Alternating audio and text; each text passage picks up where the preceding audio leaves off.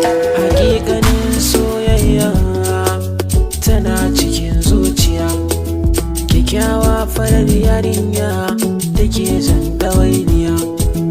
Idan da ke bani kula wata kin ji batun gaskiya, a bani ke niyan gama komai na zama muloniya. Tunaninki ne kullum yake ɗebe mini kewa, kamshin turarenki da na shaƙa nake manta kuwa.